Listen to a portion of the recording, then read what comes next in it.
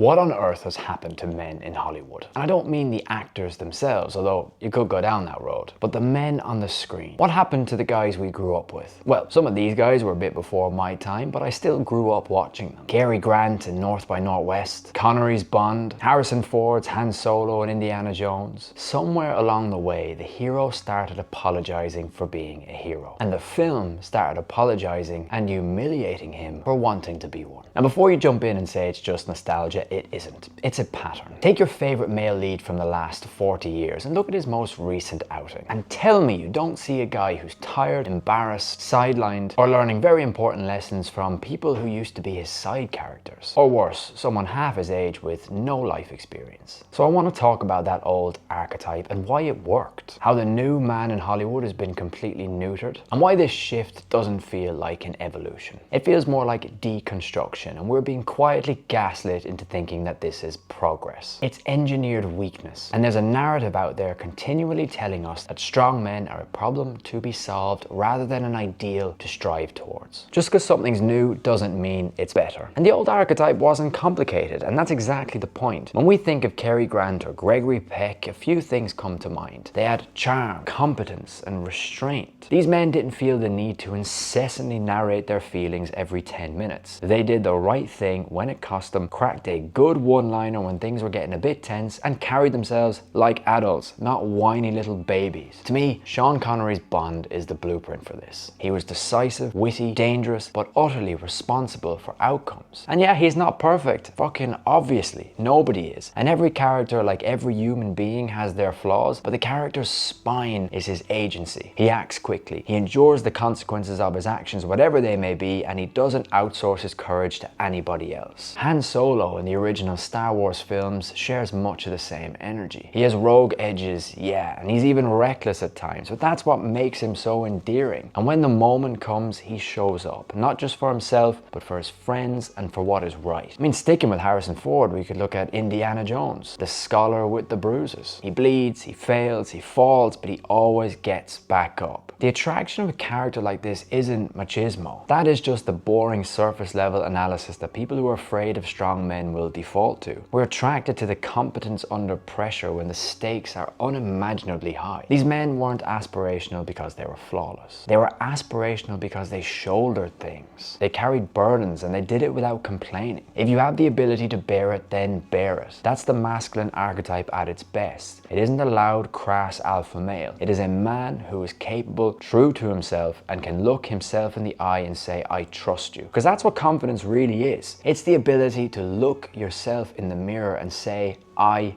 trust you. Now take these legacy heroes and we see a cautionary tale. Not only that, I would argue a public execution via humiliation. And we can actually keep many of the same characters I just mentioned. Han Solo in The Force Awakens. We know him and love him as the ace pilot of the Millennium Falcon. But what he was turned into was a tired, absentee dad who gets relegated to the sidelines and then killed in the most pathetic way to fuel someone else's story arc. What about Han Solo in the originals make you think for a split second he would behave in this way? I mean, there's just zero character consistency. Luke Skywalker, somewhat similar. He was the man who saved his father by refusing to bend to despair. No matter what his father did, he saw that there was goodness there. He refused to believe Anakin was lost, and that in the end turned Vader back to the good side. That man is a world away from the weird hermit guy that's convinced all hope is vanity and needs a lecture to re-enter the story, and tried to kill his own nephew. It's laughable to think a character that morally strong would behave in this way. Then Indiana Jones went from the adventurer who could get out of any jam, fought for what he believed in, and always came to the rescue when you needed him the most. But in Dial of Destiny, it's less fortune and glory and more sad geriatric professor on a field trip. He has to be rescued repeatedly, and the hat physically and patronizingly is placed back on his head like an old museum label. Then you have Thor, post Ragnarok, same thing. The god of thunder becomes a pathetic self-parody. He's an overly emotional wimp wimp who has all of a sudden become completely incompetent. He's chained up to a stand, completely naked, like a wax museum figure to be ogled and laughed at.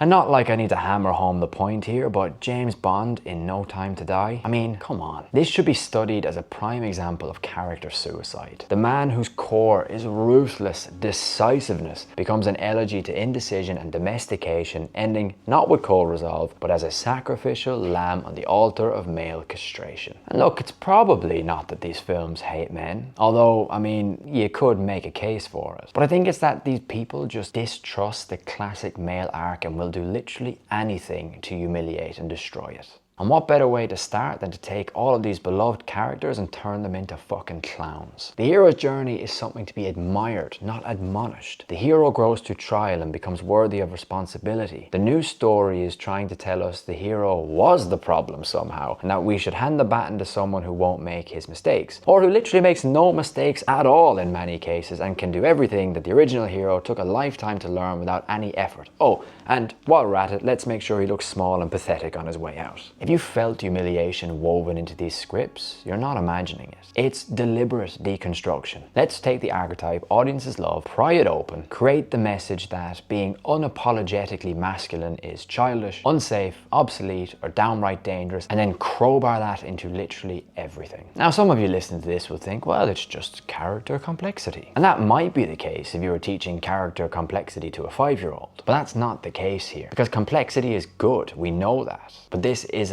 that. Logan in Logan, or basically any iteration of the Wolverine, is complex. And that film in particular is a great example of a broken man still trying to do the job, taking the hit, sacrificing himself for those who can't defend themselves, and passing the torch on with a standard that needs to be upheld. Then you have Top Gun. You have this older pilot who's humbled by time, but he still leads from the front. And these films feel more like outliers, and I guess they're largely down to the fact that the actors involved essentially had complete control of those characters. But as if you need to be convinced. I mean, just look at the box office numbers of those films just to prove my point. You want to see what moves men, what inspires men? Well, complexity and character development doesn't require some fucked up humiliation ritual. It doesn't require the hero to just suddenly be wrong about everything he once stood for. The Rings of Power, to me, serves as the epitome of this total nonsense. In Lord of the Rings, Aragorn is the ideal of strength and honor that men aspire to. He's assertive, gentle, decisive, thoughtful, and most importantly, he would lay down his life without even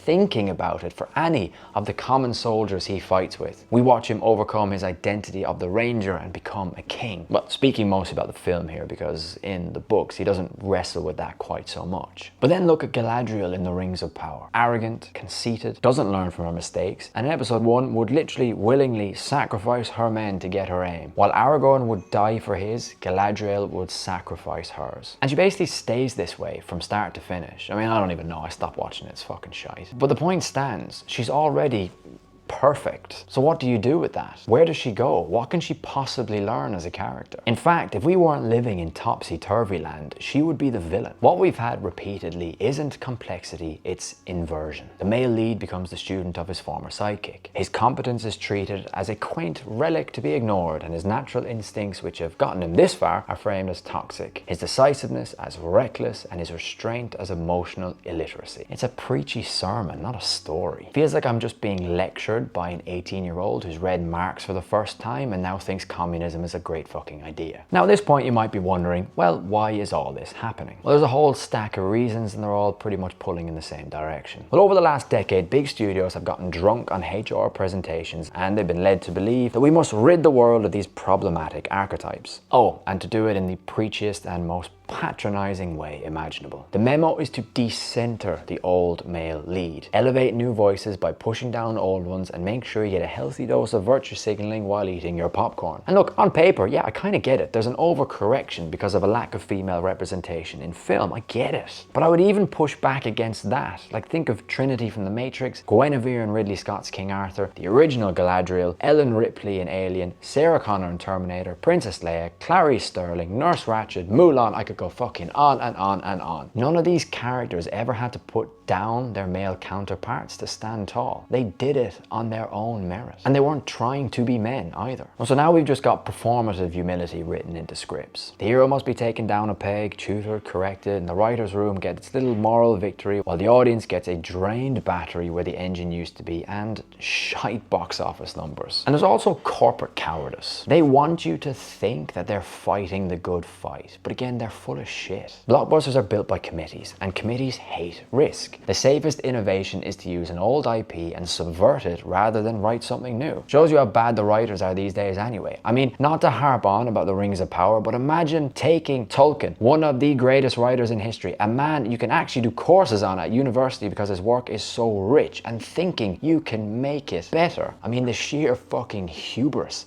of these people is actually astounding. And they don't actually care. Just look at Buzz Lightyear. As soon as China threatened to not air it because they gave Buzz 2 moms, which is another pandering move, by the way, that served no purpose to the story whatsoever, they took out the scene because they don't actually give a shit. They're just thinking about box office numbers and what looks good. Oh, and if the fans complain, well, you can frame it as resistance to progress rather than a quality issue where everyone is just racist and sexist. Yes, insult your audience. Good move. I mean, look, an element of the postmodernist movement in general is just to deconstruct. Modern prestige storytelling loves dismantling this stuff. And that can work sometimes if it keeps the moral weight of it intact. But if you make every noble thing just a setup for a punchline, nothing is going to feel noble anymore. I mentioned earlier engineered weakness. Is this really going on? I doubt there's a menacing Bond-style villain in a smoky room stroking a cat, because it's subtler than that. And so in writers' rooms, you'll get things like, can he be less certain here? Can we undercut this with a joke? Can she save him in this beat? One choice doesn't kill a character. 50 small choices do. It's like death by 1,000 script tweaks. The effect is you're being trained to see masculine competence as a red flag, not a virtue. And on this, let's not underestimate the power of ideology. Just look at some of these writers' old tweets. They hate men. They are often misandrous, and it's very evident in the way that they write. They don't seek a balancing of the scales. They seek revenge. Think about it. Competence is independent. A competent man needs less management in a story and in real life. If you want a compliant audience, you don't sell them standards. You sell feelings, because standards make demands. And feelings just need to be validated. However, it's not all doom and gloom. The tide is turning and people are voting with their feet. Because when films honor the archetype, people turn up. Top Gun Maverick worked because it let a man lead unapologetically and tied his leadership to duty, mentorship, and sacrifice, and it wasn't performative. Then you had The Terminal List, Reacher, John Wick, different flavors with the same core promise. Men of agency, competence, and consequence. Dune also just lets men be men without turning them into clowns. And I loved those films and I love those books. Although they did completely change the character of Chani from the books and they did make her quite whiny and annoying, but I'll let that slide. In any case, you can feel the oxygen in the room when a story treats courage like a virtue instead of a pathology. And like I said, it's not anti-women, because again, that's just the easy argument to make. It's superficial and it's lazy. Audiences love Ripley, Sarah Connor, Furiosa,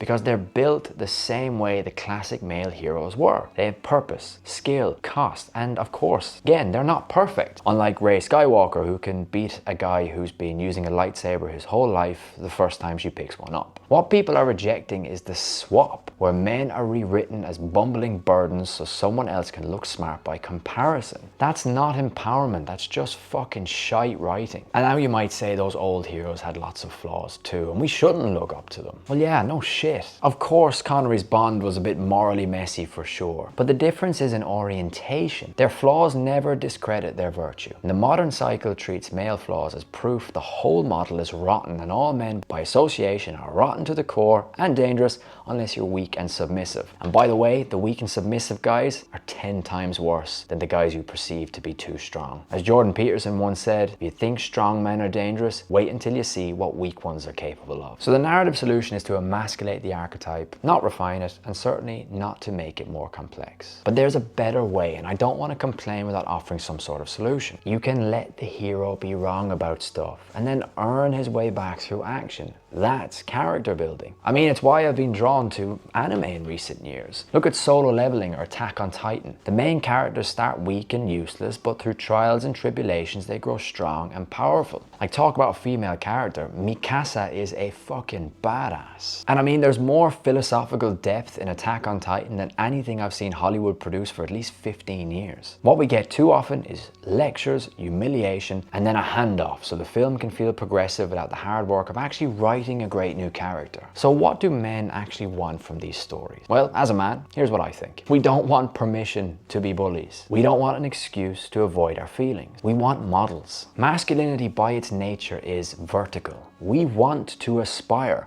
It's why Alexander admired Achilles, why Caesar admired Alexander. Men need something to strive towards. We don't give a shit about relatability. We want to see strength that protects. We want to see responsibility that doesn't outsource blame. We want to see humor under pressure that keeps the guys moving. And we want to see competence that calms a room because the guy just knows what to do. Now here's a wild take. Just write two strong people. Give them different strengths. Complement their weaknesses. Let them spar and respect each other. It's not complicated. It's what makes good drama. Well, the fix is boring and also hard because we've probably let this nonsense go on for too long. We need to write the archetypes straight up. Let them grow through their cost and stop being frightened of gravitas. Stop undermining your own hero with silly meta jokes. And if you want new leads from new backgrounds, do it. Fucking write them. I beg you. If I have to watch another terrible remake, I'll lose my mind. We don't need a female James Bond. We don't need a black Batman. We need new characters from all backgrounds and all walks of life. Just for the love of God, give them the same spine you used to give the old guard. Make them good before you make them important. And also, studios, you could try this radical experiment. Trust your audience. People aren't allergic to masculinity. They're allergic to being preached at while the story is a pile of crap. Tell a good, clean myth with some modern craft and the box office will tell you if you nailed it. I mean, it already has. Success leaves clues. We don't need to rewind back to 1962 and chain smoke in every scene. But the point is to bring back the thing that made those men compelling in the first place. You can call it old-fashioned. I don't give a shit what you call it. It was good. When Hollywood lets men be men again, who are strong, flawed, responsible, and unembarrassed about it, and not shamefully walking John Cena out naked at the Oscars, the audience will be there. And aside from the blatant psyops and cultural engineering Hollywood has always engaged in, the truth is simple. People don't want their heroes to be humiliated. They want them tested. They don't want silly inversions and silly pandering. We want new stories with new characters that momentarily take you out of the real world and transport you into the magic of film. But who knows what they'll do. Anyway, let me know what you think in the comments below. And if you enjoyed this video, subscribe to the channel and we'll see you in the next one.